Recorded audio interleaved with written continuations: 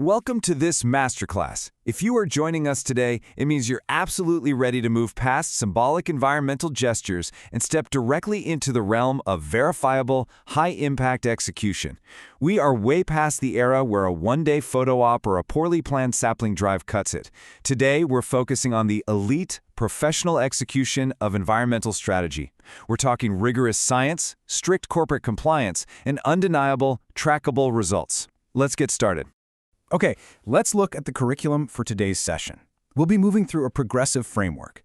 We'll cover the 2026 climate mandate, mastering nature-based solutions, and the survival test framework. Then we'll dive into intersectional and indigenous strategies, verification and corporate compliance, and finally wrap up with a highly practical 90-day execution playbook. Module 1, the 2026 climate mandate. Everything we do as professionals needs to be grounded in the immediate urgency of the global agenda. And the strategic focal point right now is World Environment Day, happening on June 5th, 2026. This is organized by the United Nations Environment Program, or UNEP, and hosted by the Republic of Azerbaijan, with the main events in Baku. But here is what's absolutely critical for us as practitioners. The theme is inspired by nature, for climate, for our future. This isn't just a catchy slogan, it represents a fundamental strategic shift. The global focus has moved explicitly toward utilizing nature itself as our primary, frontline climate mechanism. Nature is no longer just a casualty of climate change, it is the engineered solution. Module 2, Mastering Nature-Based Solutions. So now that we understand our mandate, we need the precise tools to execute it. At the absolute core of this strategy are nature-based solutions, or NBS. And let me be clear right up front, we are not talking about generic, unregulated tree planting. The scientific definition identifies NBS as deliberate actions to protect, sustainably manage, and restore natural or modified ecosystems.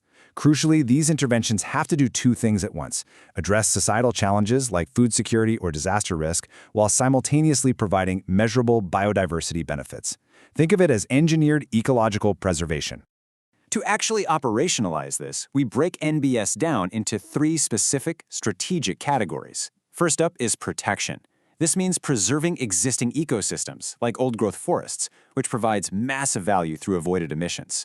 Second is restoration. This is where we rehabilitate degraded areas, like mangroves or wetlands, specifically for long-term carbon sequestration. And third, sustainable management. This focuses on enhancing agricultural resilience and optimizing land use. For professionals and organizations, these aren't just feel-good categories. They are three distinct avenues for generating a high return on investment for both your corporate environmental portfolio and the planet. And it's important to note that this intervention strategy isn't just theoretical. It is firmly backed by serious, rigorous scientific literature. Peer-reviewed frameworks from the scientific community and the IPCC explicitly recognize that if we are going to meet the Paris Agreement targets, we absolutely require these precise ecosystem management models operating right alongside conventional technological mitigation.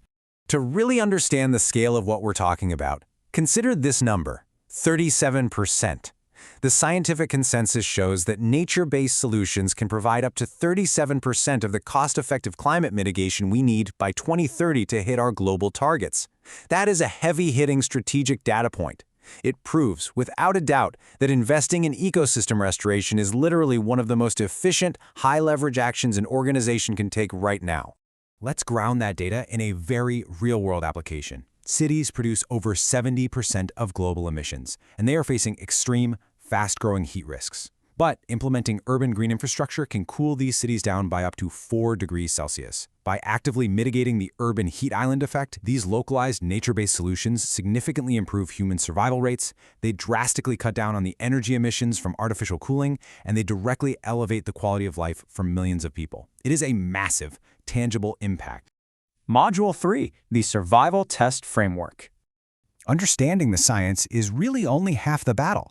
We have to shift from theory to operational reality. And I need to heavily emphasize this contrast, because the gap between symbolic environmental gestures and verifiable action is immense. Symbolic action, that's your standard one-day photo op.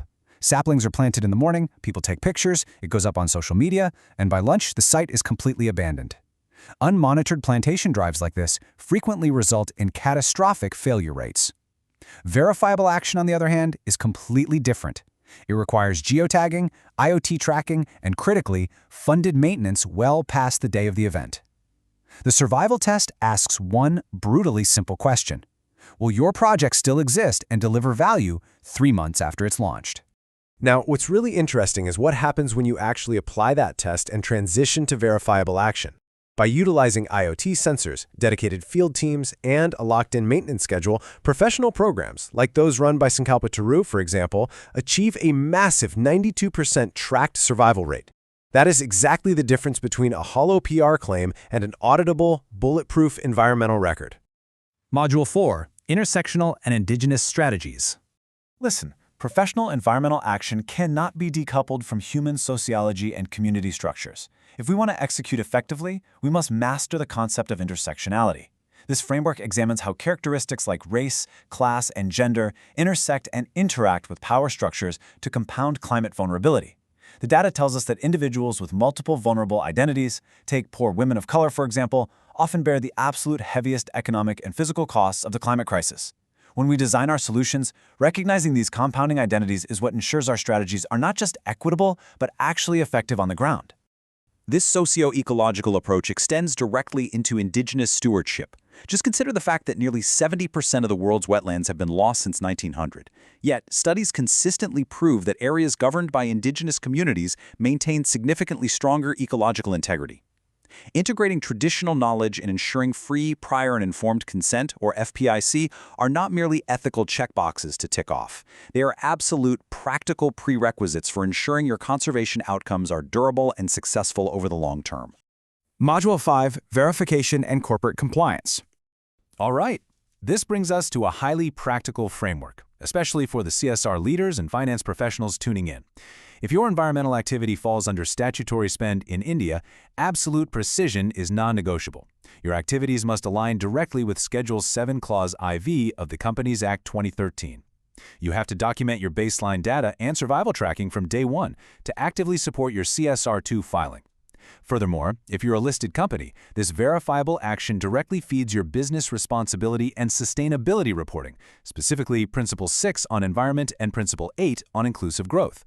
Doing this correctly, with statutory alignment and verified data, is exactly what separates a defensible, highly auditable CSR claim from a discounted, empty press release.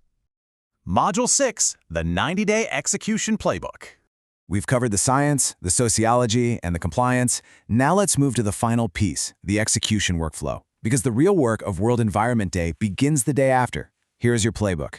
Days 1 to 30 form your critical establishment window. That means rigorous watering, proactive protection, and early replacement of any failures.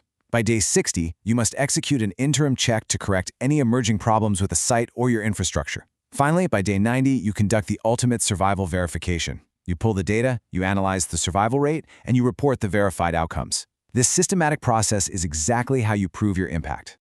So, the crucial takeaway is this. Environmental stewardship is a rigorous, long-term professional discipline. As you leave this masterclass and begin designing your strategies for the upcoming global mandate, I want to leave you with one provocative, defining question. When the cameras leave, when the budget is officially spent, and when autumn rolls around, will your environmental impact pass the 3-month survival test? The professional standard demands that your answer is yes. Thank you for joining this masterclass.